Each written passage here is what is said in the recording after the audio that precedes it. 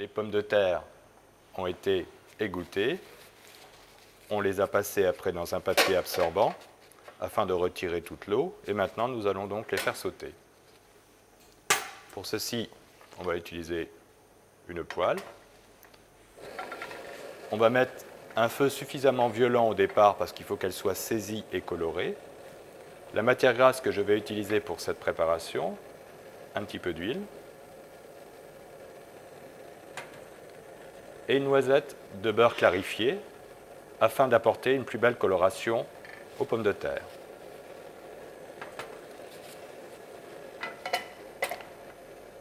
Il est préférable de rajouter de la matière grasse en cours de cuisson que de baigner les pommes de terre dans un bain d'huile beaucoup trop important. L'utilisation du beurre clarifié évite au beurre de brûler quand il monte en température. On va vérifier que la température de la matière grasse soit chaude en disposant une pomme de terre à l'intérieur. On se rend compte que la pomme de terre tout autour commence à crépiter. À ce moment-là, on peut rajouter l'ensemble des pommes de terre afin d'obtenir un saisissement et une belle coloration.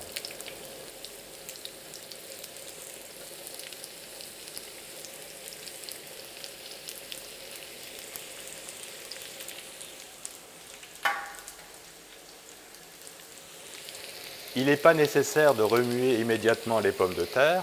Je vais réduire maintenant légèrement la flamme afin d'avoir une coloration régulière sans brûler la matière grasse.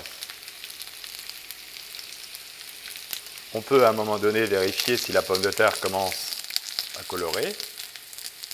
Et à ce moment-là, on va les faire sauter.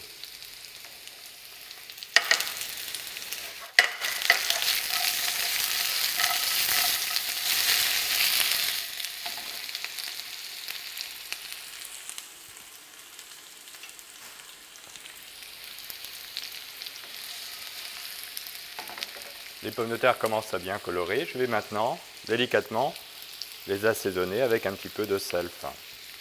Je vais à nouveau les retourner.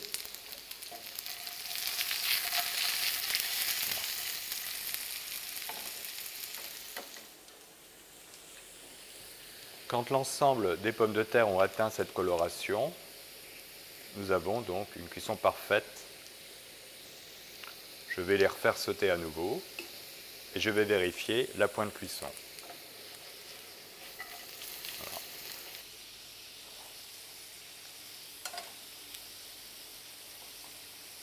On peut vérifier de différentes façons la cuisson. Elle casse.